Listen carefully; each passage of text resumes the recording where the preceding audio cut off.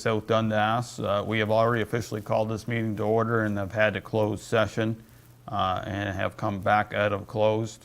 So we're on the confirmation of agenda. Madam Clerk.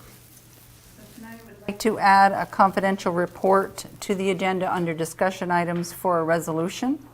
We'd like to amend the agenda by moving 10K under consent to discussion items, and also add an in-camera session at the end as we didn't finish at the beginning. Okay. Is there anything else? Anything members of council want to add this evening at this time? Seeing none, any disclosure of pecuniary interest and general nature thereof? Seeing none, the adoption of minutes, please. Moved by Councillor Wells, second by Deputy Mayor Gardner, that the minutes of the 77th special meeting, 78th special and in-camera meetings, and the 79th regular and in-camera meetings of council be adopted as circulated. Well, any discussion on the minutes? Seeing none, I'll hear the motion. Those in favor? Opposed, if any? Motion carries. Tonight we have a public meeting for a zoning bylaw amendment. Madam Clerk. Moved by Councillor Lewis, second by Councillor Mellon, that the public meeting to consider a zoning bylaw amendment be opened at 6:09 p.m. Well, I'll heard the motion. Those in favor? Opposed, if any? Motion carries. So tonight we have a zoning bylaw amendment for 11141 County Road 2. I'll call on Aaron Reed to start the meeting, please.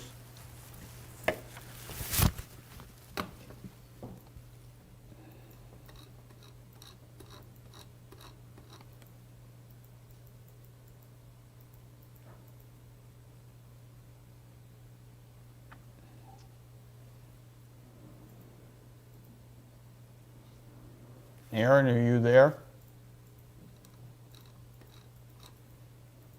Excuse me, Mayor and Council. Thank you. Sorry to interrupt. I just don't think any of the mics are on. I don't know that anybody in the meeting heard the first part of that.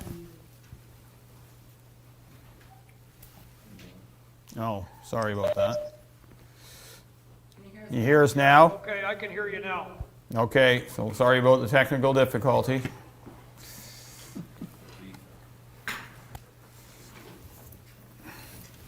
Okay, so we've for those who haven't heard us, we have already opened up the public meeting for a zoning bylaw amendment at 6:09 by motion of council. So tonight we have a zoning bylaw amendment from 1141 County Road 2. Before we start, I forgot about that. I have a statement to make here. I now declare a public meeting held by the Council of Municipality of South Dundas under sections 17, 21, and 34 of the Planning Act to be open. There is one zoning bylaw amendment application being considered for 11141 County Road 2. Anyone who wishes to speak in favor of or contrary to any of the proposed zoning bylaw amendments will be given the opportunity to do so. Before you make a presentation, I would ask that you provide your name and address. I'm required by the Planning Act to advise you that if you do not make an oral presentation tonight or a written submission before the proposed zoning bylaw amendment is adopted by municipal council, or you will not be entitled to appeal the decision to the local planning appeal tribunal. I'm also required to advise you that if you do not make an oral presentation tonight or a written submission before the proposed zoning bylaw amendment is adopted by municipal council, you may not be added as a party to any hearing of an appeal before the local planning appeal tribunal. I will now ask our municipal planning consultant, Aaron Reed, to provide a brief overview for each application. Following the overview of each file, we will open the floor to anyone wishing to make an oral presentation on the specific application. Aaron, thank you. Thank you. Good evening, Mayor and Council. The municipality has received a zoning bylaw amendment to rezone the property known municipally as 11141 County Road 2 from rural to highway commercial with a special exception. The special exception is to permit a sales office use on the property, to reduce the lot area from 4,000 square meters to 2,530 square meters, as well as to reduce the front yard setback and the interior side yard setback for the digital sign. We have received approximately 9 comments from the public to date. All comments have already been provided to council. For those of you who are in attendance this evening, we will provide a short overview of these comments. So we have received some comments that just ask for some clarity of this application. If this application would allow for the home to be used for something beyond a residential property. So as the application has indicated, they are applying to permit a sales office use on the property. 7 of the comments state their objection to the proposed zoning bylaw amendment, and 7 of these comments state their displeasure with the sign. They describe it as being a distraction, a nuisance, it's impacting nearby homeowners, and it's something that's not typically expected in this area. I believe we have Mr. Paulowin and Ms. McQuaig from the applicant's team here this evening, and they have prepared a presentation which will provide some more information on the subject application. So with that, I will pass it over to them. Okay, welcome to Mr. Paulowin, Ms. McKeag. Go ahead, please. Jacob, if it's all right with you, would you like me to just jump right into the presentation, just so we get that information out to everybody sooner rather than later? Yes, please. Is the presentation being shared on your end? Not your, Jacob, but the town? We provided it end of last week. Yeah, we're not prepared to put that online, are we? They should be able to share their screen. You can share your screen. I can share from my screen if that's Yes, easier. yes, please, do that. Absolutely.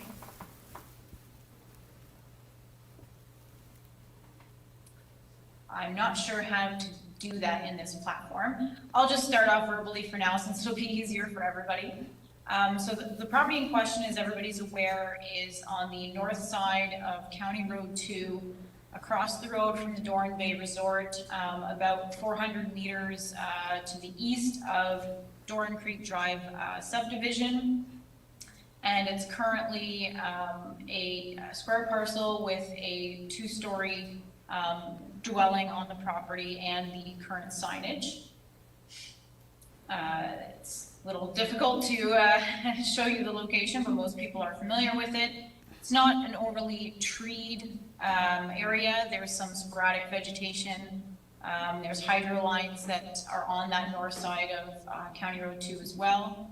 As most of you know, County Road 2 is a sort of major east-west route in eastern Ontario. In addition to the Doran Bay Resort, there is also the rear yards of residential dwellings that are part of Parkdale Drive, and there is some sporadic vegetation. Thank you. Some sporadic vegetation that you can see there on the top 2 images. A few trees that are obviously bare in the winter, and some longer grasses, etc. You can move to the next slide, please, Jacob. So this, pardon me, the image of the dwelling was shown there. The dwelling itself respects all the proposed setbacks from all property lines. And the signage, as Aaron had indicated, is requesting a reduced setback of 3 meters to the front property line and 3 meters to the interior property line. Jacob, if you could jump to the next slide with the zoning details. So for the front yard setback, the requirement is 9 meters, and for the interior yard setback, the requirement is 6 meters. So that just gives you an idea of what the reductions are. Those setbacks are applicable to all development on the site, so they're not separately applicable to signage or accessory uses. They're applicable to the buildings, and the signage as part of this zone simply has to respect the building setbacks. So that's why we're seeking, only to be specific in the exception that the reductions in setback is only applicable to the signage and not to any building now or in the future. And the purpose of seeking the highway commercial zone is just a reflection of its existing location along County Road 2, the fact that there are other commercial uses along this stretch of the road. It's, it can be a busy road. It's an ideal place to allow for flexibility in the future should this become some other use down the road. If you could jump to the next slide, please, Jacob. So these are just some examples of other uses along Highway 2 or County Road 2 that indicate there is non-residential along this stretch. The dwelling that is currently being used as a sales office and model home is kind of a mixture in a way of flexibility for the future, but it also, being a 2-story residential dwelling has that rural context of being, it's a residential, but it also offers that somewhat of a commercial use for the sales office. And in terms of the context for signage, there in the next image, or on the next slide rather, there are existing situations of signage along Highway 2. And given this particular sign's location, like I said, abutting County Road 2, where there's already quite a bit of activity in terms of cars and lights and sound, and the fact that from our knowledge, the signage is going to be dimmed and not be turned on at night. We feel that this zoning that has been requested is appropriate and applicable for this area. And we are available to answer any questions that anybody has. And we're here to speak with you about it and listen to your concerns. And hopefully we have the answers that you're looking for. Thank you. Okay. Anything for you, Mr. Paulowin, on this application? No, Mr. Mayor, members of council, I'm just here along with Ms. McEwig to answer any questions. Okay, thank you. We'll turn it over now to the public sector of the meeting. I'll turn it over to our Kaylin is running it. Okay, go ahead, Kaylin. You can let people in and out as you can, please. Thank you, Mayor and Council. So we have 2 on our list today. The first is Neil O'Hare. Neil, you can press *6 to unmute your microphone and submit your comments to Council.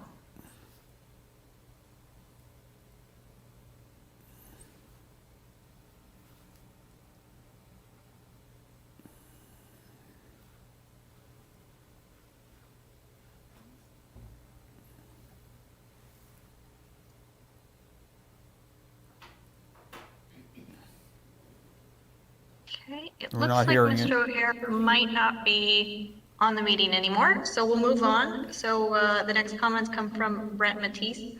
Brent, if you can press *6 to unmute your microphone and submit your comment to Council.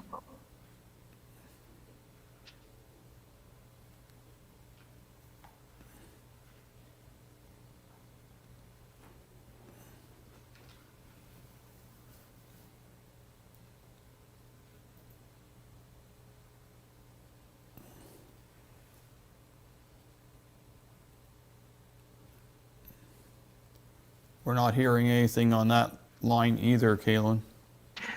Okay. I see his name. Brent, You have me now? Sorry. Yeah. We Yes, do we do. now, sir. There we go. Sorry. Thank you, Your Worship. I apologize. My concern is simply that it's the old, I'll build it first and then ask for forgiveness and get my permits. And I really think that's a dangerous precedent to set going forward, that is the case. As far as the sign itself, it's directly behind me, so I don't get it right into my window, but you can certainly notice it flashing different colors at different times of the night, and it does catch your attention. I mean, to sit here and say it causes me sleepless nights, that would not be true. But to say that there is a distraction there, that certainly is the case. As far as the zoning for the house itself goes, again, if there's a proposal and he's looking to do a subdivision or someone's looking to do a subdivision, I can understand they want a sales center there. My concern would be simply that that is the only use granted for that piece of property, nothing beyond that. If council so decides going forward and if approvals are met, and I know there's a lot of work to do yet before that even gets to that stage, but in the interim, if there is a variance granted, I would certainly hope that it's very restrictive specifically to that alone. So with that, I just want to say thank you for the time and good luck. Thank you, Ms. Mattice. Okay, Kaylin, did the other gentleman get back on, or is he still off? Does not look like it, so that is the end of the public comments that I have on my end.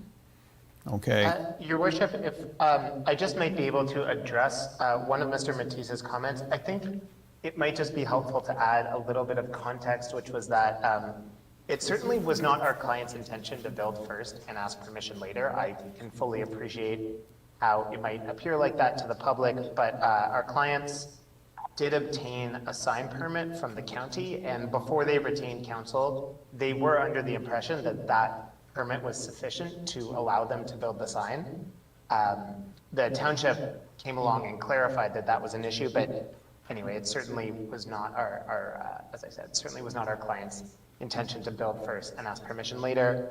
And then as for the flashing at night, as Aaron and I think Christine also indicated, our clients are prepared to turn it off, to dim it during the day and to turn it off at 9 o'clock. And so hopefully that can address Mr. Matisse and the neighbors' concerns.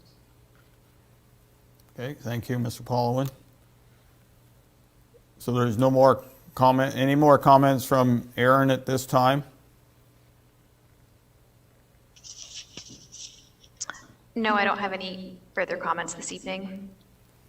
Okay, so council will turn this back to our planners for a recommendation for our next meeting, which is on April 12th.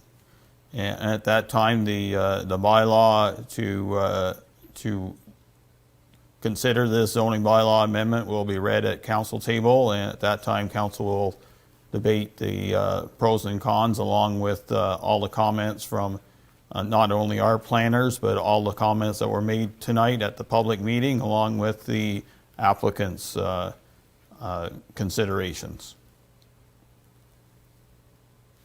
Thank you, Your Worship, and members of council. Thank you. Okay, so thank you very much. With that, public meeting gets closed, please. Moved by Councillor Mallon, second by Deputy Mayor Gardner, that the public meeting to consider a zoning bylaw amendment be closed at 6:25 p.m. All heard the motion. Those in favor? Opposed, if any? Motion carries.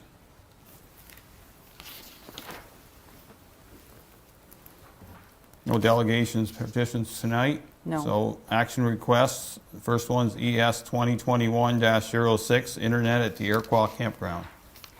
Moved by Councillor Wells, second by Councillor Mellon, that council accept report ES 2021-06 to utilize pre-existing internet services at the municipal campground as is outlined in the campground operations plan and 2021 budget.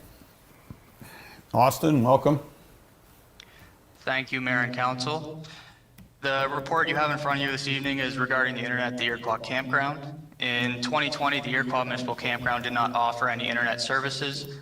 However, the 2020 seasonal campers brought it upon themselves to develop a Seasonal Campers Association.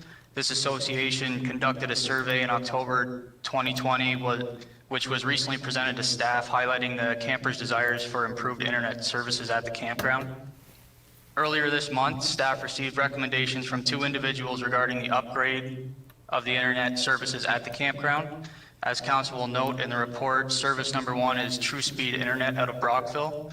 This service would cost $1,256 per camping season to operate, as well as a $796 initial installation fee. The initial installation fee was offered to be paid for via donation by the recommending individual. Staff would like council to note that this service would require an increase to the campers' seasonal fees, as it was proposed to be offered in addition to the pre-existing internet services at the campground. Service number 2 in the report, as outlined, is Joe Computer out of Spencerville. This service would require the installation of an 80-foot tower, which was quoted at $6,565. In regards to this service, campers would be able to deal directly with the supplier for individual installation, service, and billing, as well as select their own internet packages. With that being said, staff would like council to note that there is a concern with having an 80-foot tower in close proximity to the existing airstrip located next to the campground.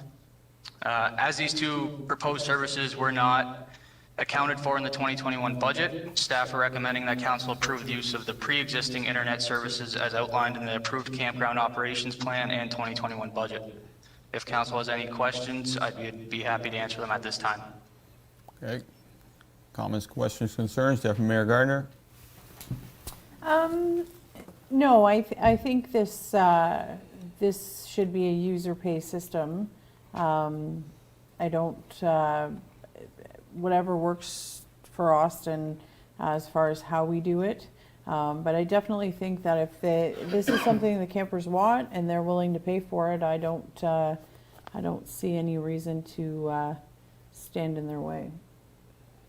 Okay. So you realize that we're not giving them any more than what they got now, right? Yeah, I mean, What, so, okay, let me back up a bit. So you said that last year they hardly had any, correct? So we're giving them, are we So not? through you, Go through ahead, you, Mr. Austin. Mayor, there was no internet services offered in 2020. Okay. I guess my comment still stands. I mean, if what we have is not enough and they're willing to pay for it, then I'm okay with that. Okay. So you're speaking against the resolution. Yes. Councilor Wells? I'm a little different on that. I believe that, well, last year the internet service wasn't there because of the brand new building and it wasn't hooked up. So we go back another year before that, Austin, where what I've been told by campers in there that the internet, you may as well not have anything. What we were offering as a free or part of their seasonal package. I think, honestly, if we're going to be in this business, we should, at a cost to them, like, but I think as a municipality and you can call it what you want, a business owner of a campground, that all campsites today, like the Wi-Fi, and don't matter where you go, is good, usually. Not sure which ones to take, like myself. I know Upper Canada Campground has Joe Computer, has a tower there at no cost. It was the company that put it in, then was billing the campers like they're saying here, whatever service they are. Like at the end of the day, it probably still wouldn't cost us any more if Joe Computer wanted to step up to the plate and say, okay, we'll offer this, and his initial investment of building the tower would be at his cost. Then the only thing it would have to do is create a bylaw, I guess, to allow him to put it on municipal property. But I'm in favor of doing something to give the campers, give them Wi-Fi, not just to give what we initially gave them, because we weren't giving them anything. So if we want to offer like a brand new campground building and other things, like there was going to be rentals there for, in your proposed thing there before, that you can rent stuff like campers could, like the internet is just another part of it. And I think as a municipality we should invest in it. We can up the rates or whatever. I don't think at the end of the day the campers would mind paying extra if they had a good internet service. So my suggestion is not to go back to the old way. I think we should improve the service for our customers and move forward. Thank you. Councilor Lewis? I know the internet that used to be at the campsite was pretty bad, but I don't think the municipality should be footing out money for good internet. I believe that if that is going to happen, that should be added into the camping registration. And I definitely don't like the idea of a 80-foot tower on the campground, especially with the airport being so close. I know there was an issue a few years back with the tower at the sewage plant. So I would definitely say no to the tower. I do believe that the Wi-Fi or the internet should be better, but I think if the campers want better internet, then they pay. That's how I feel on that. I don't think taxpayers should be footing the bill for seasonal campers. Thank you. Councilor Mellon? Yes, thank you, Mayor Buggles. I agree, we gotta up the service. Correct me if I'm wrong, Austin, but Joe's Computer, their proposal, there's a $6,500 upfront cost for that tower. So through you, Mr. Mayor, yes, there is a $6,500 upfront cost for that tower. Okay, I think that's gonna, that's gonna get it priced, I think, out of the road. I would go with option one that is recommended in this report, and go up to true speed internet out of Rockville, and make sure it's a user-pay system, all cost recovery from increased fees to provide the internet service. Maybe Joe's Computer might be better service, but an 80-foot tower and that kind of money, I think is gonna be a little too cost prohibitive. So I would go with the true speed internet out of Rockville at prices that are on there, and the camping fees would be adjusted to recoup those costs.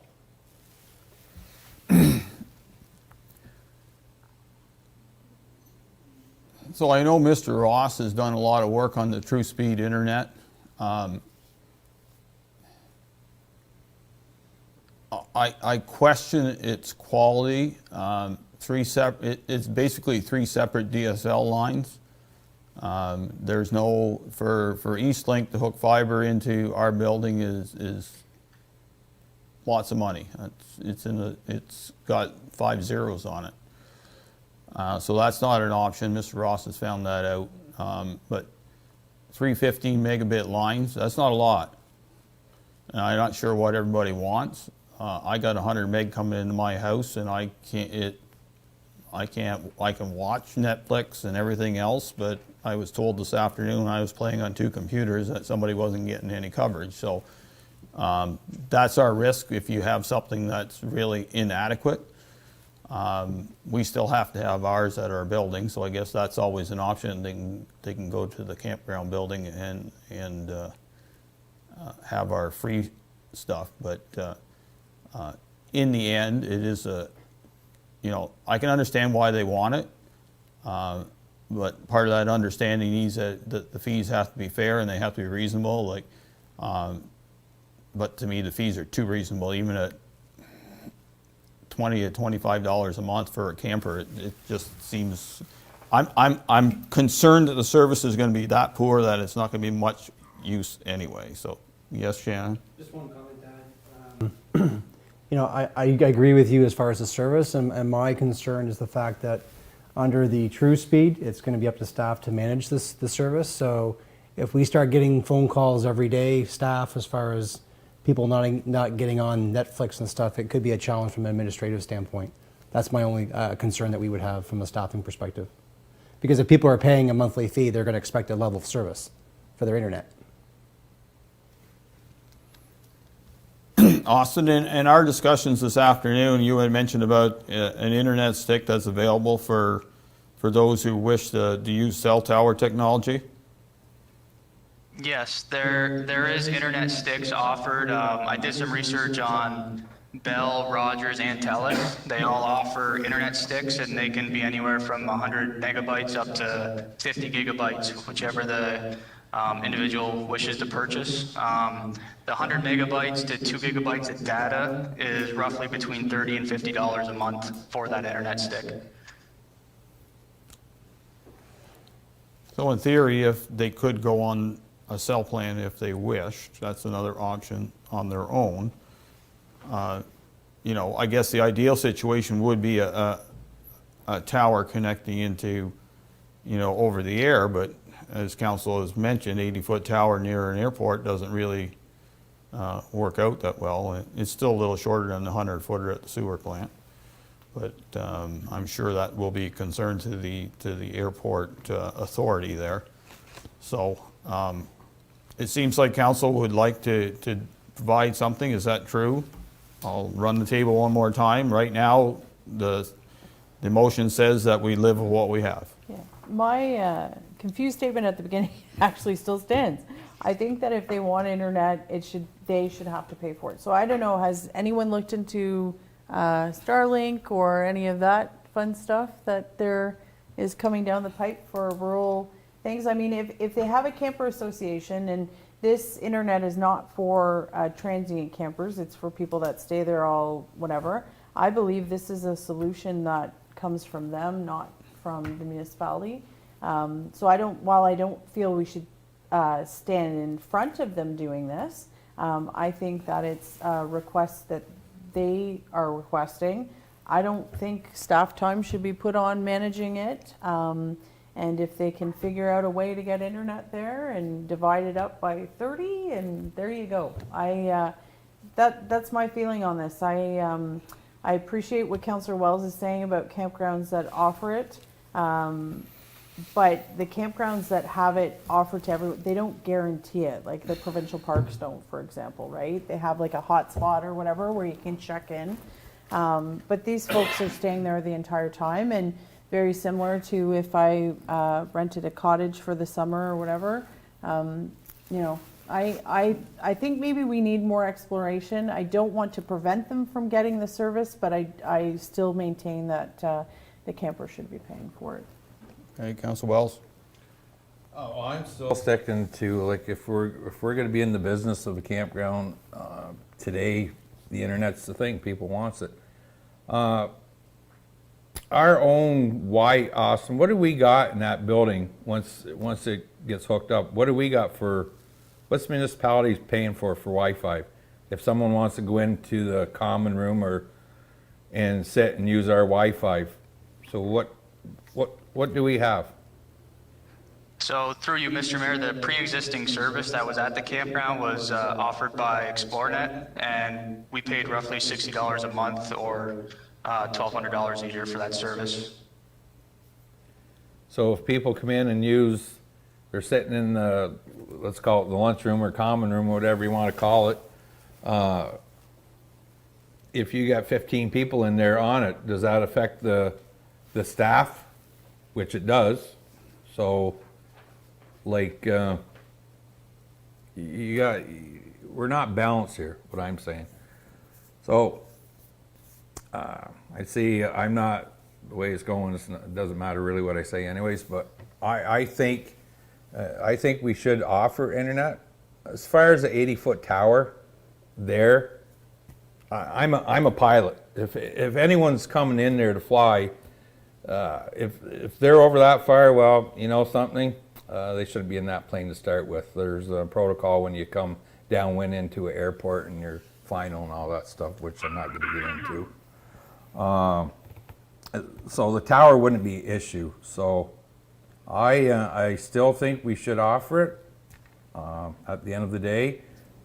But user pay, like people have to pay for it. By saying that, by paying for it, would be added on to the seasonal rates. So either that, like if we're in these businesses, marine and campground and other stuff, well, maybe we should take another route and look at maybe leasing out our stuff, and like we do the golf course, and just it'll save the public a lot of money, where we'll be making money then in the long run, really, with no expense. If maybe someday another council will take that route. So that's it for me, Mayor. Councillor Lewis? I don't disagree with Councillor Wells, but I believe if you want Wi-Fi and you're a camper, you should pay for it. I don't think the municipality should pick up that tab. And I definitely don't believe that staff should be running there every time there is a problem with the internet. So I still stick with campers, pay as you go. Okay. Councillor Mellon? Oh, yeah. Can we get, I mean, I like to see some kind of van or enhanced service up there as far as the internet goes. The campgrounds I go to, some days it hits, some days it's missed. You know, in the morning you might get on, and by 9 o'clock, you know, everybody else is on it. So we gotta offer some kind of enhanced service. I think we need to get some more information. These stick things that you were talking about, Austin, maybe it's the way to go, but whatever we do with the user pay system, recoup our cost, month to month, year to year. But I want to see some kind of service up there. I'm just not sure what. Okay, that's all. Okay, so council's leaning to supply some sort of internet service at their cost. If that's what council wants to do, then council will defeat this resolution and allow our manager or Parks and Recreation to come back to council with a solution. My thinking is that maybe you need to wait till the campers are there and have a discussion with them. Where I know camping season is not that far away, but the way COVID is going in South Dundas and the rest of Ontario, camping may not be as lucrative or any more lucrative than it was last year. And if that's the case, maybe we need to wait another year and come up with a better solution. So, anything else from council? We've all heard the motion. Those in favor of the proposal, motion? Those opposed? Motion's defeated.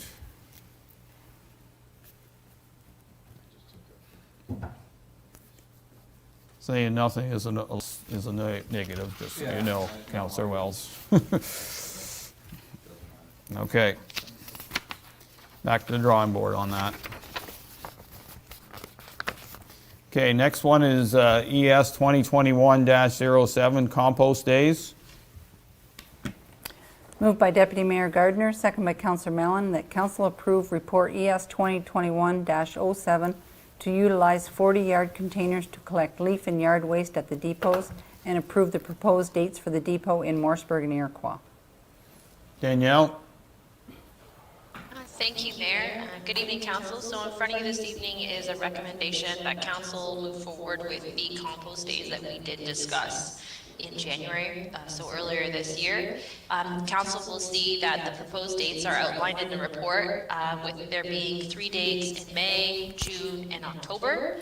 And 3 of those dates would be offered in Morrisburg, and then another 3 days in Iroquois. So in total, there's 6 dates per month at each of the location. Council also note that staff is recommending that the operations occur on Wednesday and Friday from 8 a.m. to 4 p.m. and Saturdays the operations will be from 8 a.m. to 1 p.m. We are proposing, there were 2 options that we did look into. We did look at the 20-yard roll-off container option, as well as a 40-yard storage container, which unfortunately I don't think council can see in the report. However, we did price out both options. So the 20-yard option came in at $9,565, whereas the 40-yard container came in at $10,693. Which is, both options are below budget. However, we are suggesting that perhaps we move forward with the 40-yard option, just to make sure that we are meeting those requirements for our residents, as we haven't offered these depot days yet. It also has a nice feature that you can close the doors at the end of the day and lock it, and then the contractor can come at their convenience, and we don't have to pay a premium for them to collect on Saturdays. Yeah, I can answer any questions that council may have at this time. Okay, Mayor Gardner? Filled up a brown bag yesterday, just waiting for this to happen. No, I think this is great. I think we've taken a situation, as I've said before, come up with a plan that, you know, it's not the same, but I think it will offer a level of service with the intention of having an opportunity to dispose of those brown leaf and yard bags. So yes, I love the multiple times. You know, you've got times for during the week and times during the weekend to cover when people are working. So no, it's a good plan. I appreciate I like the fact it comes in just under budget. And I think the 40-yard option is the way to go. I think you guys are going to be busy. Councilor Wells? Yes, thank you, Mayor. The 40-yard, definitely. My one concern is about, like, having, are these dates flexible, Danielle, as far as price goes? Like whether, because we got May, June, and October, and the latest date is the 16th of October. Well, depending on the fall, like all the leaves still could be on the trees at that time. Where I can see in May, those dates are perfect. Everyone's cleaning, the leaves are on. Personally, myself, I would take June and move it till like the first week of November or something, or the second week of November for 3 dates. Because I think June, it would just be a waste of a 40-yard container for what you're gonna get as far as leaves and like grass. Everyone in November, the end of October is your last mowing, your pumpkins and everything, your last cleaning of the garden. So I think June wouldn't be a good date at all. That's, I'm not a gardener. I watch someone else do it at home, but I know what she does, and there's nothing going on in June. Other than that, like everything's under budget, which is great, and I think this is the best option we can offer the public. And moving forward with that, I think hopefully, I know there's going to be some people, it's not gonna, doesn't matter what you do, but I think overall, the comments I got, at least it's something. It's might not be to everyone's approval, but we're offering it. But maybe check on the different dates from June till first week of November. I think would be a better service myself. Thank you, Mayor. Any comments, Danielle, on the dates? So through you, Mr. Mayor, we don't pay per date, we pay per lift, so we can certainly work on the flexibility of the dates. The only thing I would have to work on is with Kaylin getting all that information out to the public. So if we could at least have 1 month at a time confirmed, then that would probably be enough for Kaylin to announce that to the public, just so they're aware of what's going on. But if council doesn't have an interest in offering a June collection date, then we can certainly either add some more dates in May, at the beginning of May, or we can add some more dates at the end of October into November.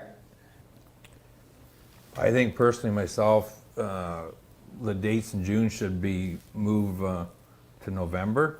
The May dates are perfect. That's just my belief. I think if we let the public know, at least the May dates are set in stone, and further dates are going to be announced, and we can play that by if it's an early fall or late fall, instead of giving firm dates where people are writing us down. I think that's the way to go about that. Thank you. Councilor Lewis? I do believe Danielle, option 2 was the way to go, the 40 ton. We've had quite the discussion on when it should be and when it shouldn't be. I do agree with my colleague across the way, Councillor Wells.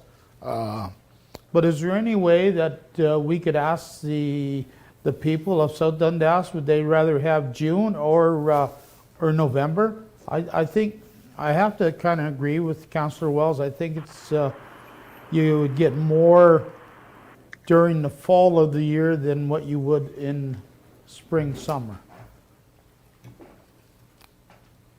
But I'm just wondering, for either picking June or picking November, could we ask the people what they would prefer or not? So through you, Mr. Mayor, it's certainly something I could work on Kaylin with. We could probably do some sort of engagement survey or some sort of social media engagement strategy to see what the interest is in June versus additional dates in November. I don't know, Kaylin's down there, but I'm sure perhaps that's something we can work on together. Well, I think that I honestly think that would be a good way to go, and I thank you for your input on that. Councilor Mellon? Yeah, thank you very much, Mills. we got 9 dates. I gotta agree with Councillor Wells. I think those latter dates in June, I think we need to look at spreading them out a little bit farther, maybe into November. Cut, whatever, I think, you know, just get some public feedback on that and maybe find out what are the best dates we can offer. Dan, you know, how come there's a difference between Iroquois and Morrisburg, as far as the cost? I'll show through you, Mr. Mayor, it's the distance. So GFL is the location that they're bringing the containers is in Moose Creek, which is in North Stormont. So to travel to Iroquois is just a further distance. So they have an extra fee per kilometer they travel. Okay. I'll go along with what council is proposing here. I still am adamant that this should be a user pay system and it should not be coming out of a budgeted amount. But if you want to compost, you should have to pay for it, just like everything else. But the dates and whatnot, the 40-yard containers line. Okay, so noted, Councillor Mellon. Before we go, Deputy Mayor Gardner, there's a proposal on the table to change the dates. Your thoughts? I like Councillor Lewis's idea about asking. I will say that not all gardeners do their stuff in May. There is quite a bit with flower beds and stuff. It goes all the way through. So I would either move the May date a little bit later if you want to get rid of the June. I think I agree with Councillor Wells. The October date is maybe too soon. People move it, especially if it's a nice fall. You know, have it around Halloween. That would be a nice reminder for folks. But there definitely is. It for people that like myself. I mean, I'm not saying everyone gardens like I do, but it's not definitely if you have complex beds. It's not a case of just May and then you're done. It's kind of ongoing until the heat hits. And then the weeds slow down a little bit once you've set everything up. So I think you can play around with the dates. I do like the engagement piece, but I think having it too heavy at the end of the season instead of at the beginning, I think maybe we need to just kind of ask the folks what they think. Okay, Councillor. No, go ahead. Your batteries died there, but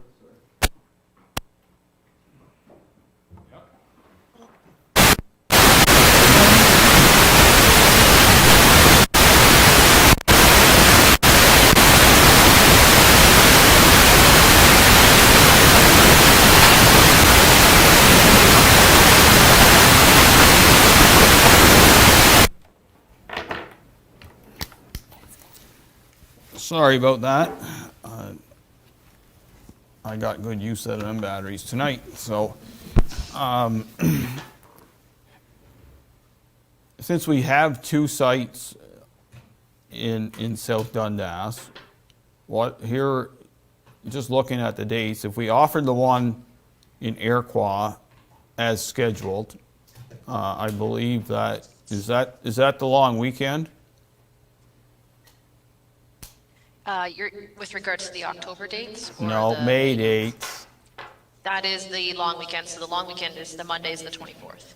Okay, so if we offer those dates as the early, and then if you wanted to kind of stretch things out, the Morrisburg one go into the first week of June. If people have stuff in Morrisburg or wherever they want to go, they can go to Iroquois. It isn't that far, it's 12 kilometers. Vice versa, the people in Iroquois can come, if they have late stuff, come to Morrisburg. And I agree with council on the October dates. We're going to have to, you might have to fine tune them a little bit because the leaves may not be off the trees and they come off in a fashion where you have some early ones and then the oaks come off in December pretty well. It's usually the end of October before we're raking leaves at home, and we do have a pile. So my thinking is we need, as Councillor Wells suggested, we need to figure out that one a little bit better as we go on. But that's my suggestion for stretch the May out. I think that might make more sense, and at home, yeah, you have your spring pile, but my pile in October, November is twice that size. And when it comes to if you have any significant amount of trees in your yard, so I don't know. That's a thought that just looking at it came to my head. Sounds good. Yeah, that's great. We're offering 6 options instead of just 3, right? Well, Yeah. it is always 6 options. yeah. It's just people have to think that way. You can't think that it's not open in air quality. I got to wait till it goes open. Like we need to be a little bit thinking outside the box, and we're offering a service that's different. And we all felt, except for Council Mellon, that this is a taxpayer-driven one, but we still have to be fair to those who feel that we're going over and beyond. And I think that at least gives us an option to I don't know, massage the dates and still make things happen. Danielle, your thoughts?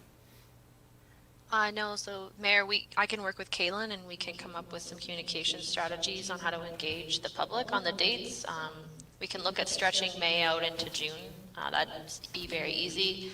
And then once we receive some feedback from some of the residents, we can look at October, November dates as well. So we can play with the June dates.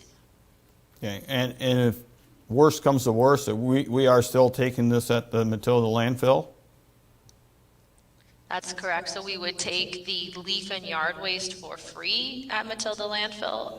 Branches are continued to be billed out to our residents, so at the $10 fee. Okay, so there's still option 3 in the end, so. That's correct. So in reading the motion, it says to approve the proposed dates. Madam Clerk, do we need to make any changes to the motion, or? We could add as amended, Okay. if that's okay with the mover and seconder. Deputy Mayor Gardner and Councilor Mellon, you good with the amendment dates? I am. I think he was affirmative. Okay. Any further discussion? All heard the motion. Those in favor? Opposed, if any? Motion carries.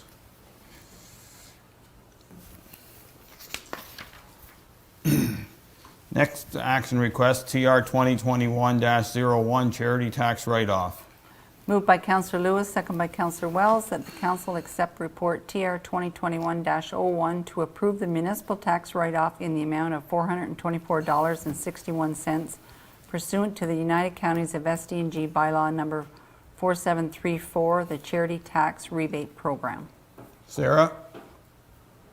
Thank you, Mayor and Council. The municipality has received one application for a rebate under the charity tax rebate program for the 2022 taxation year.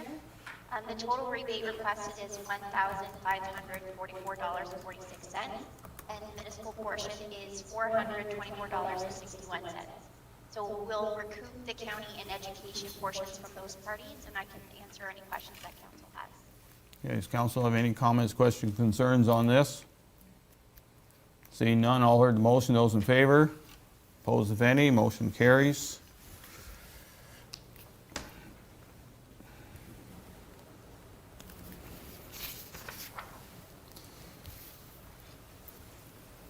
Next report is CAO 2021-01, LiDAR acquisition from South Nation Conservation.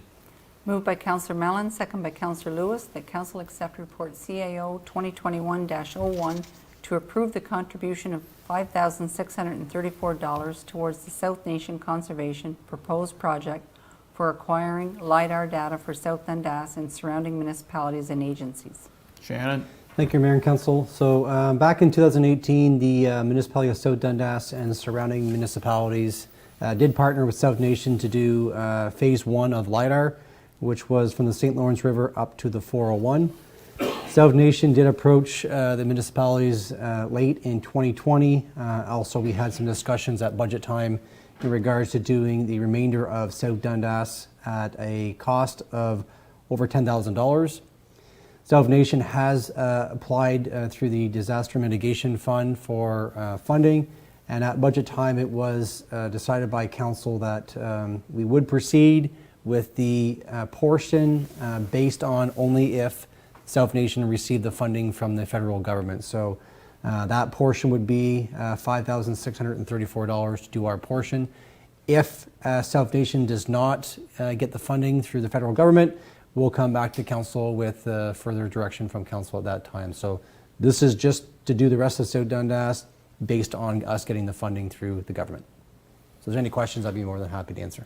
Okay, so council had a very thorough discussion at budget time on this, and this is the direction we gave our staff. Is there any further comments from any members of council on this? Seeing none, all heard the motion. Those in favor, opposed if any, motion carries.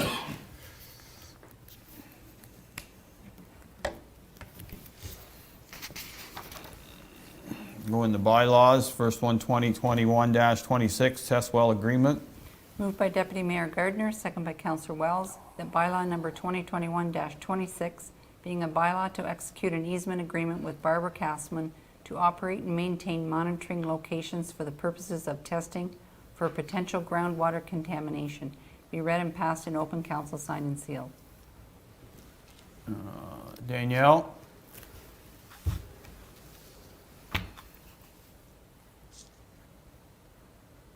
Thank you, Mayor and Council. So this is a agreement looking at the wells along Williamsburg landfill.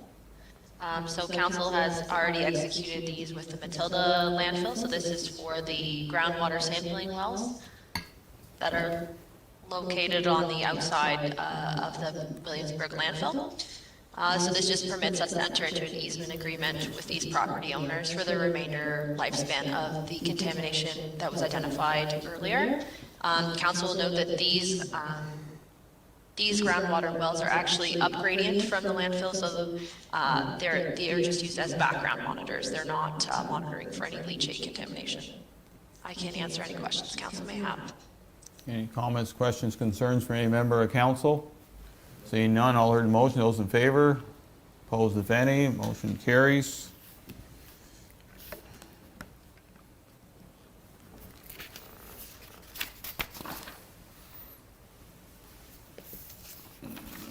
Next bylaw is 2021-27, Dutch Meadow Pumping Station Agreement. Moved by Councillor Wells, second by Councillor Lewis, that bylaw number 2021-27, being a bylaw to execute an agreement with David Brown Construction Limited for the supply and installation of a pumping station for the Dutch Meadows subdivision, be read and passed in open council, signed and sealed. Danielle?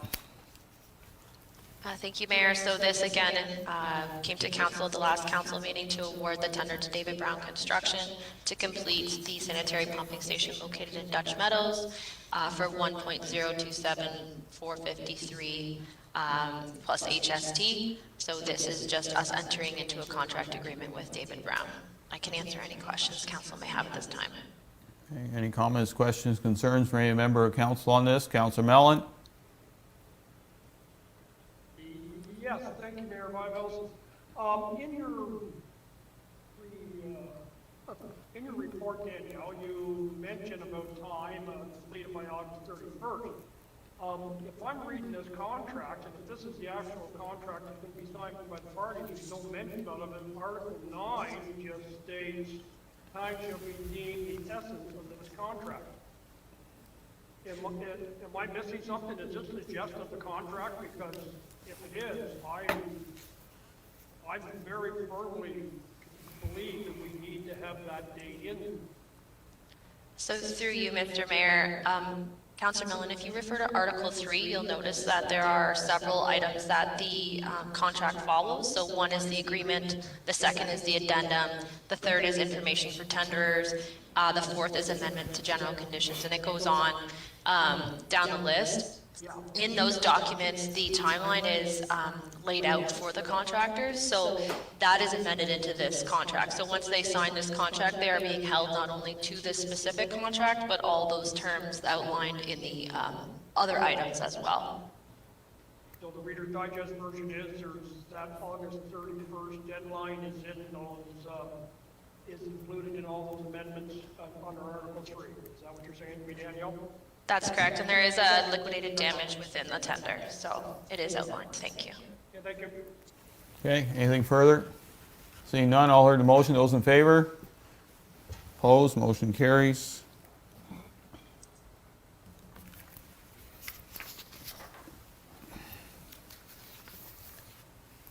Next one is 2021-28, the 2021 budget. Moved by Councillor Lewis, second by Deputy Mayor Gardner, that bylaw number 2021-28 being a bylaw to set the 2021 general operating and capital budgets for municipal purposes only be read and passed in open council, signed and sealed. Sarah? Thank you, Mayor and Council. So before you this evening is the 2021 budget bylaw. The 2021 levy is just over $7.4 million and represents a 1.24% tax rate increase and 1.76% levy increase. Passing of this bylaw will authorize staff to proceed as directed with their 2021 projects. Staff will bring back an amendment to this bylaw in April after we have our water and sewer budget meetings. I can answer any questions at this time. Okay, this is a pretty important bylaw for this council. We did a lot of work on the budget, 2 full days of going through numbers, and I think we did the best we could in respecting the challenges we had and the challenges of the residents of South Dundas. Any comments, questions, concerns on this? No. Seeing none, all heard the motion. Those in favor? Opposed? Motion carries.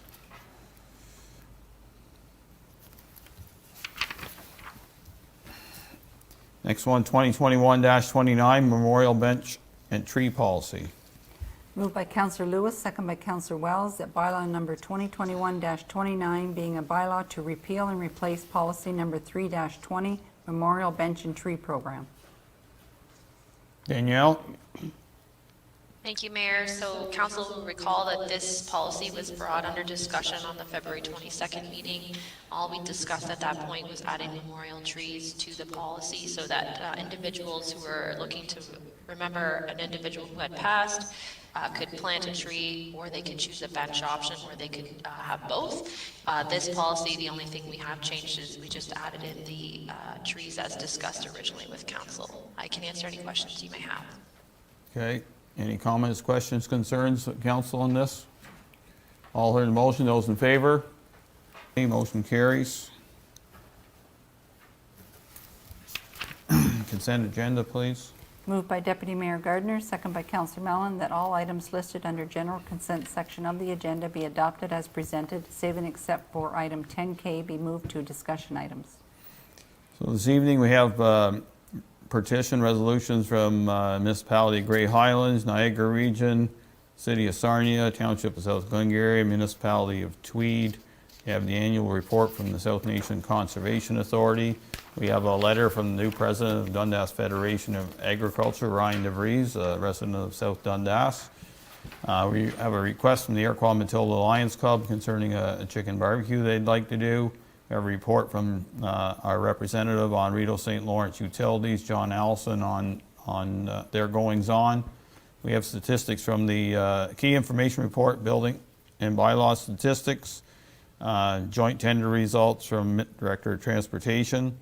We have a tax sale summary from the Treasury, and we also have the 2020 Council remuneration figures, along with the Key Information Report on corporate services appointments. All heard the motion. Those in favor? Opposed, if any? Motion carries.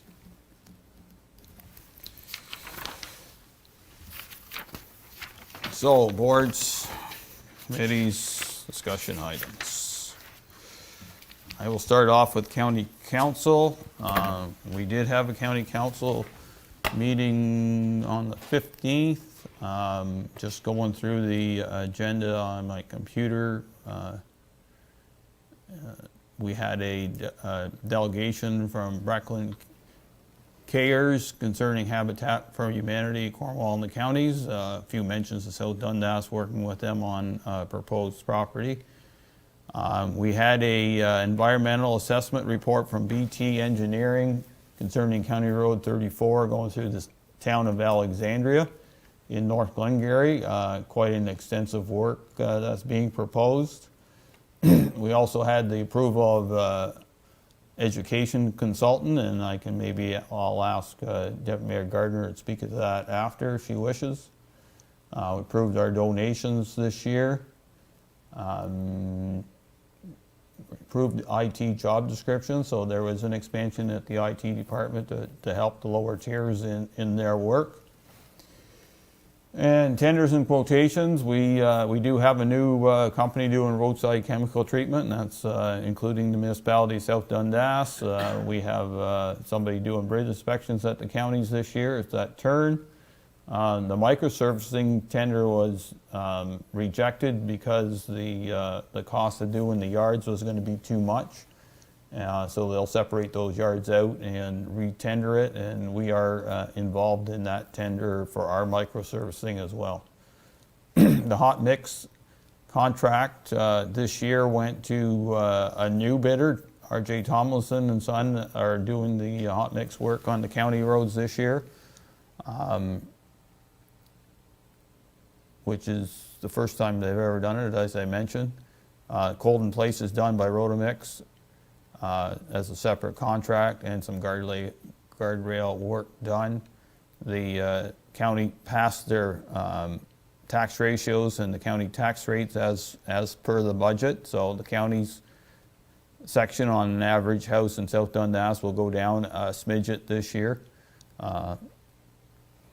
We also passed the transportation surplus funds policy that I proposed at budget. In looking at that number from last year, it would have been $1.5 million. We saved on the hot mix tender, but we did spend that on other work. Next year, in theory, this year we saved around $800,000 on hot mix, so that will go into that fund once everything's accounted for, and it'll give us some money to deal with some of the roads that we haven't done. Counties have also, the clerk has requested and has approved that we go to e-scribe at the counties. I know our clerk is smiling because we as a council have not done so fully yet, but the counties are going to be our trial base, and we'll see where they go from there. I guess maybe we're a little bit more progressive at the counties. As council is aware, we're having a regional waste management special meeting on Thursday night via WebEx. All members of council can participate in it. It basically will bring the first two parts of that study to us, which are mainly the numbers game of it, and then they'll come back sometime with recommendations on any proposed regional waste management decision. There is going to be an official plan amendment meeting, I believe, the 26th. Same time we have our committee of the whole at noon. It was just mainly a housekeeping item.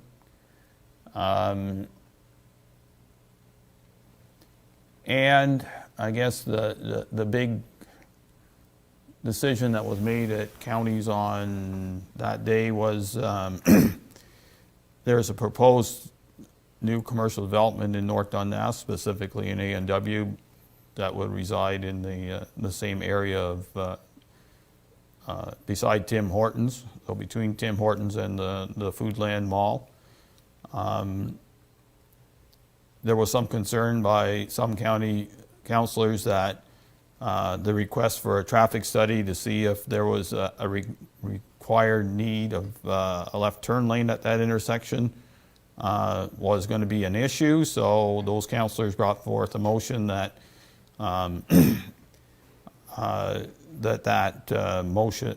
that study. First, county staff brought a motion forward saying that the study had to be done, but county council will make a decision on its merits when it came to county council at the next meeting or two.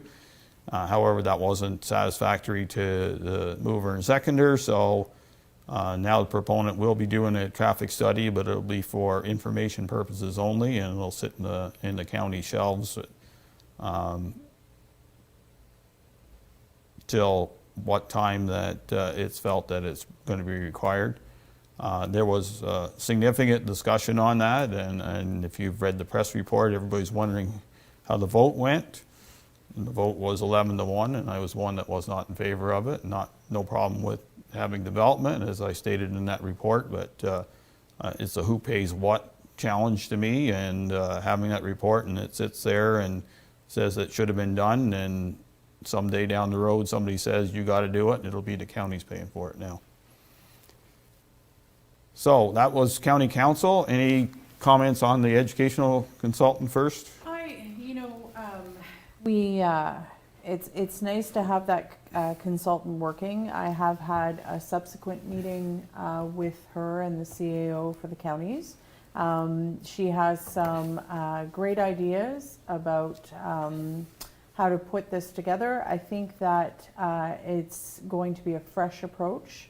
That particular consultant has experience in doing these type of things out in Western Ontario, and I think that it's going to be an interesting process, but rest assured South Dundas will be represented in the discussions, but it'll be nice to have a united counties plan, and I'm excited to see what the province decides to do with that, because something needs to be done. So it's a good first step.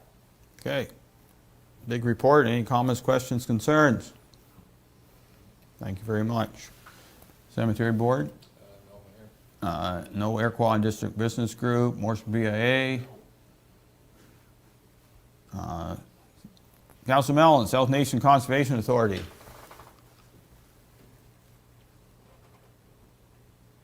Lucky you guys. Yeah, there was a South Nation meeting. It was the AGM that was held March 18, last Thursday.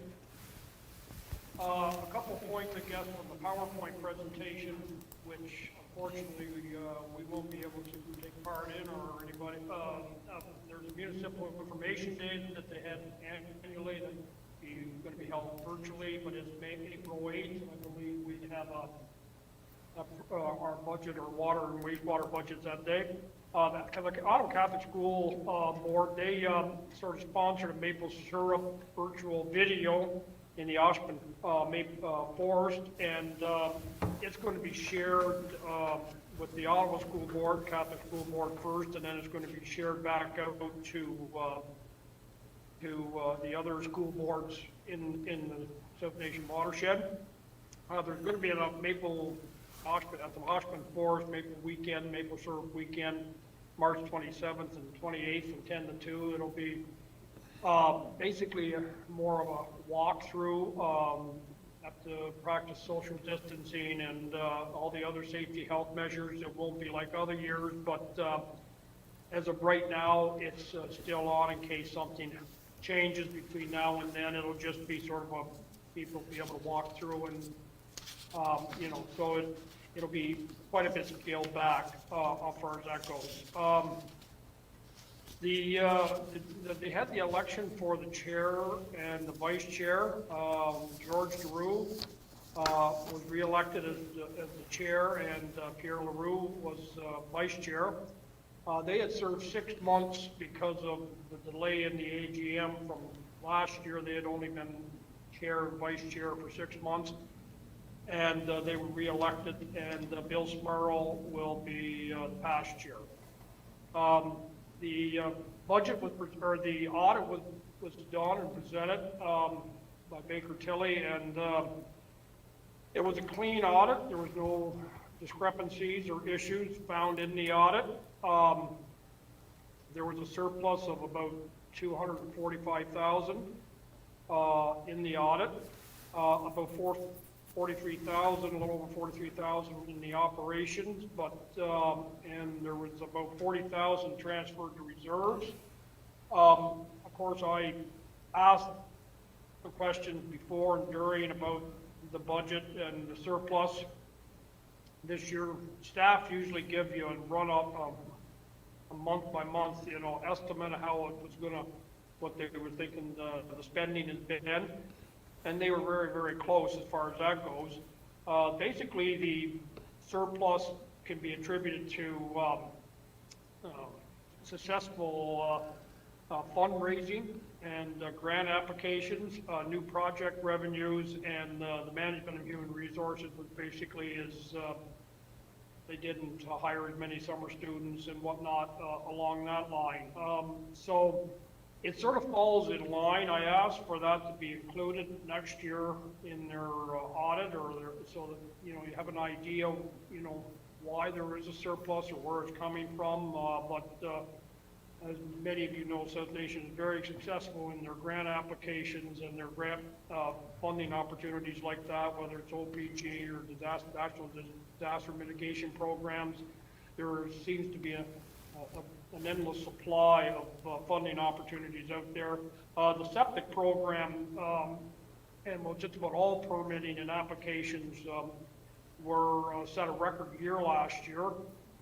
In 2020, and that's, you know, those are the reasons some of the, you know, the more revenue coming in that wasn't budgeted for. So that would sort of explain, I guess, if you will, the surplus. It's sort of explained it to me anyways, and I was somewhat satisfied with it. I sent that financial report into, I think, to the members of council and to senior staff, if they've seen anything they would like to talk about it. I'm sure I can try and answer your questions on that, but you're further ahead to ask the bean counters back at South Nation for clarification on any points like that. The annual report, I submitted that in, and it's in the agenda.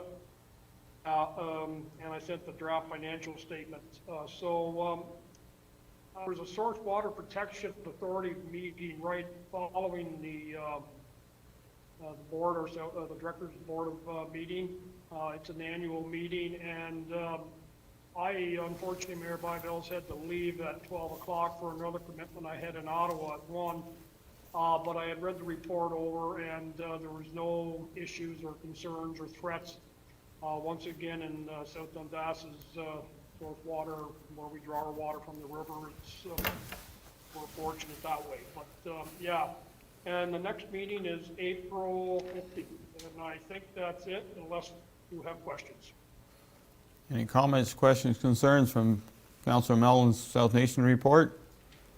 Okay, once again, thank you. Thorough report. Motion Waterfront Committee. We met last Wednesday. The focus of the meeting was really to go over the approved budget and come up with a timeline of things to start working on. Okay. Airco Waterfront Committee hasn't met since the last one that was reported on. South Branch Committee. Anything from Councillor Mellon? Carmen House? No, I haven't heard from any of them. Dundas County Archives, there's some discussion of a meeting, but none yet. Tourism Advisory Committee? Pretty much the same, Mayor. We met last Wednesday or Tuesday. Anyway, it was to review what projects were approved in the budget and to come up with a timeline, and we actually have a working session Wednesday to get focused. Economic Development? We meet this week, I believe. Doctor Advisory? Late this week or early next week, we'll have it. Okay. Okay, any comments, questions, concerns from any member of council on that? Seeing none, we'll go to B, which is Key Information Report on the FCC Agri-Spirit Fund, and we have a motion to start the conversation.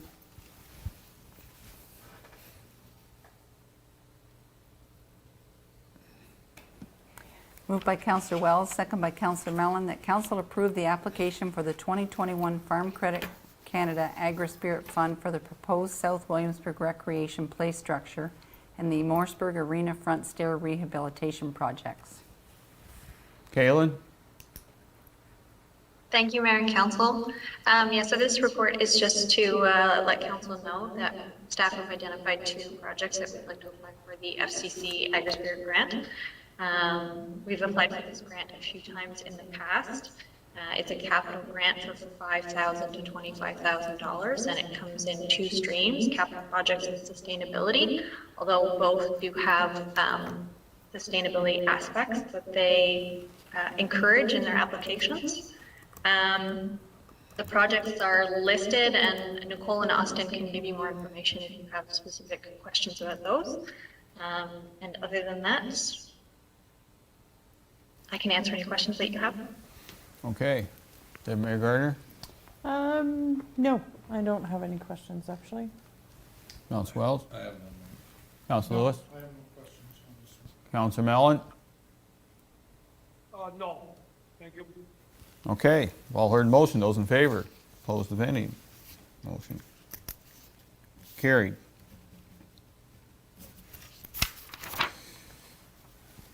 Next key information report concerns the Williamsburg Lagoon Inspection Report. Motion, please. Moved by Councillor Mellon, second by Deputy Mayor Gardner, that council accept the Williamsburg Lagoon Inspection Report as presented. Danielle, you presenting this?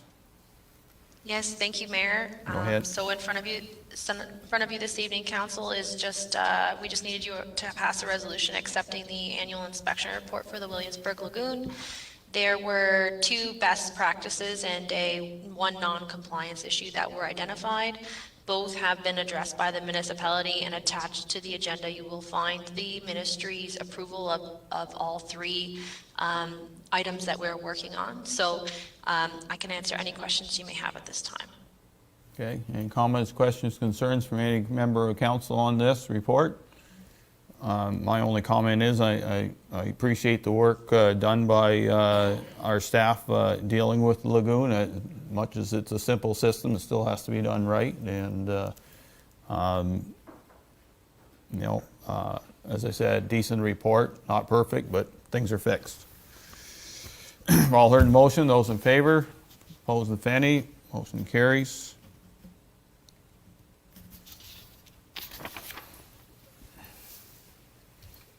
Okay, next one is key information report in the landfill ECA. No motion on this, so Danielle?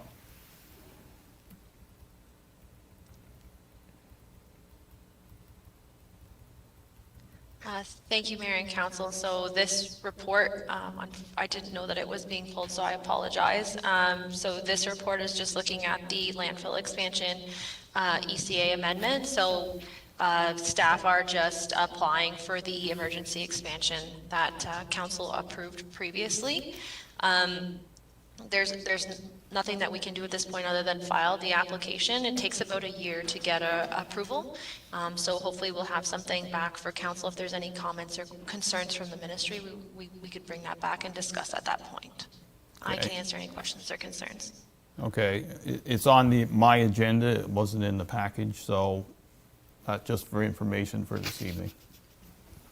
Okay, thank you. No problem, thank you. Key information report and organizational review update. Shannon? So it's just an update on where we're at with our organizational review. So as council will recall, late last year, were provided recommendations from Pesci and Associates. One being that we look at 3 new positions, which was the building planning technician, the administrative human resource coordinator, as well as the drainage superintendent. So happy to report that we have filled the building planning technician. We are hopefully in the final stages of the administration and human resource coordinator, with more information to come to council soon. And that the drainage superintendent position was changed to the infrastructure coordinator, and look at doing interviews on Friday of this week. So we're hoping that in the next couple of weeks we'll be able to come back to council with some recruitment news on who we're hiring. The other small change, just for council's note, as part of the recommendations in the organizational review, is that all supervisors that are currently in our hierarchy, which would be the supervisor of water and wastewater and our supervisor of recreation, now are all managers of their appropriate departments. So that was just more of an internal change.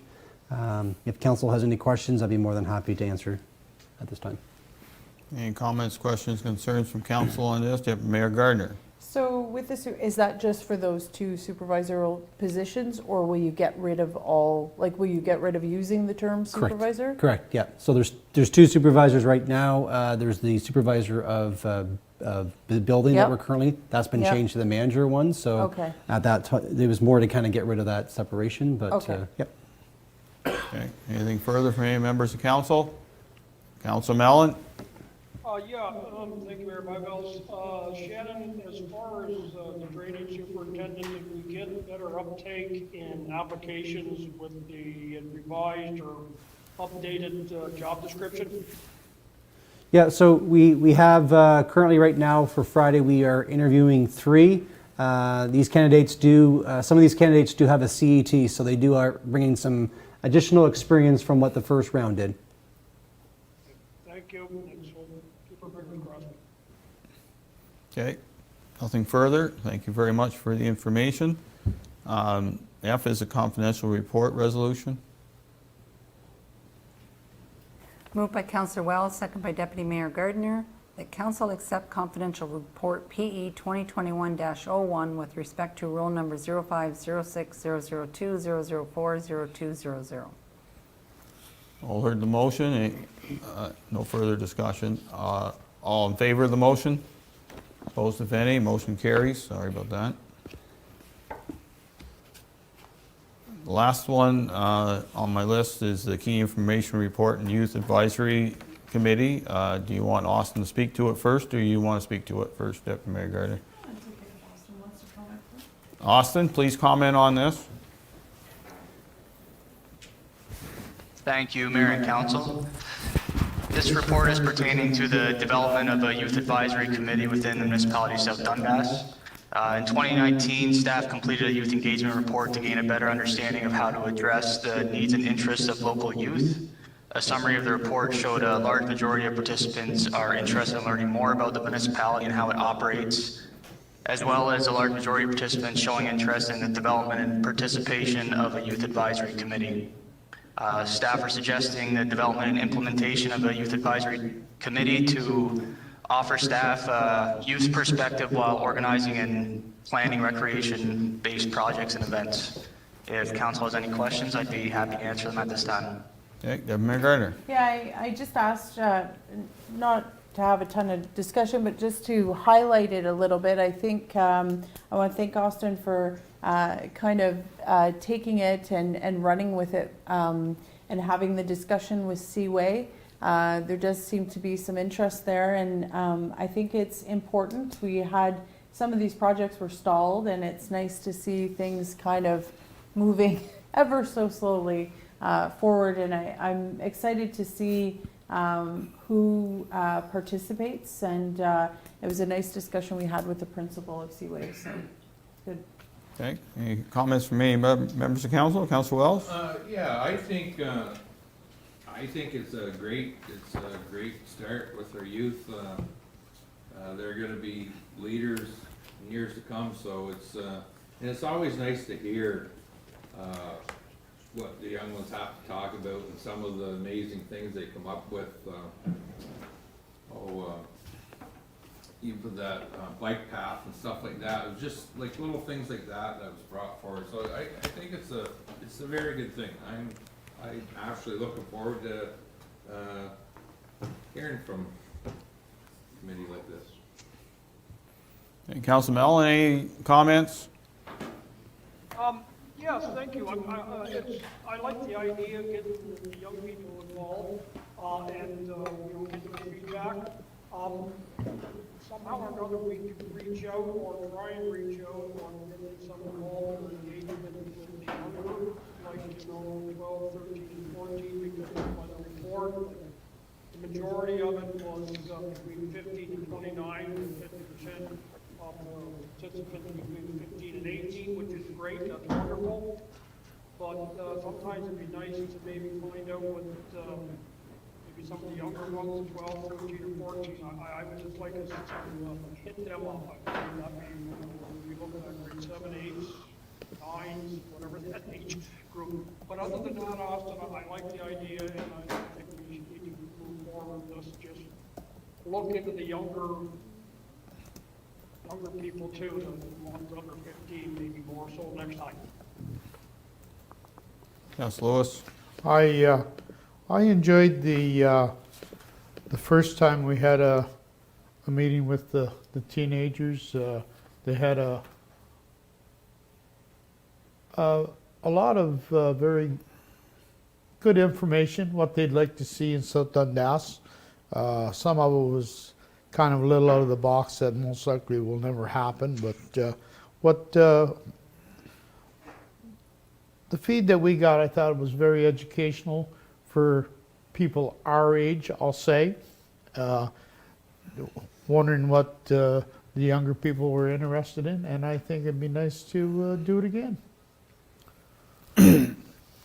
I agree with council. You know, there's no sense in having doing a study and what youth want to happen in South Dundas and then just putting it on the shelf. I thank Austin and rec staff to at least have the initiative to look at this and invite them to the table and see what they want to do. That's it's their future. If we want to keep youth in South Dundas, we have to do things for them. They have to have some expectations of being part of South Dundas one way or the other, and kudos to you.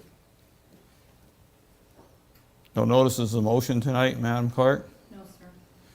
Okay, so before we go into closed session, I have a little statement to make, and it will be off out of my head,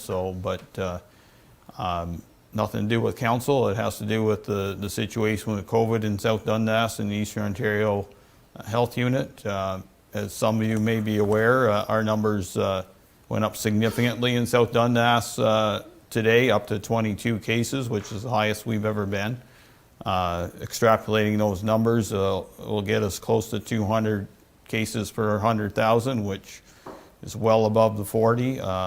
Eastern Ontario is well above the 40 at 63, so I suspect we'll be going into the red zone by the weekend, by next Monday, if not the weekend.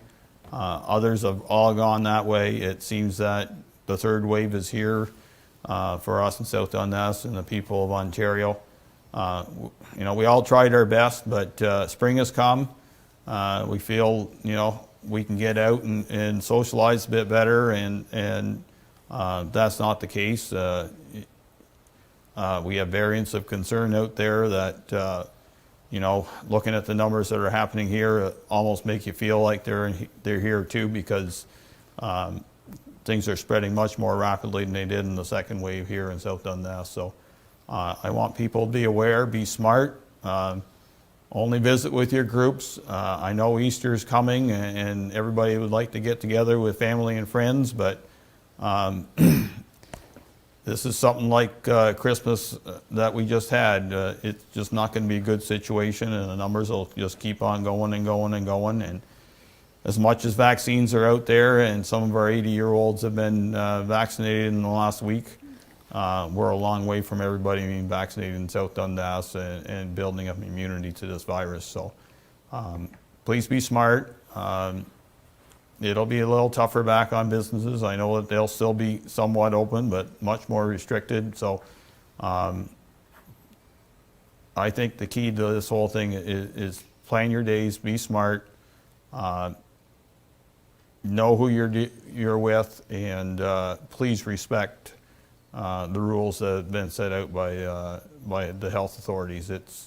It's a challenging situation. You know, if they had their way, everybody be happy and free, and we can do what we want, but we can't. We just the risk is too high yet, and the spread is too much of a challenge. And so please do your best in the next week or two to keep the virus at bay. As they say, if you're not virus has nowhere to go if he has nowhere to go to, so keep that in mind. With that, before we go on closed session, I'd like to thank council so far for their informative work. I'd like to thank all staff for their input. I'd like to thank the public who inputted tonight in the zoning meeting, and thank the audience for participating. We will be going into closed session at this time with only the ratification bylaw to be enacted after close. So with that, Madam Clerk.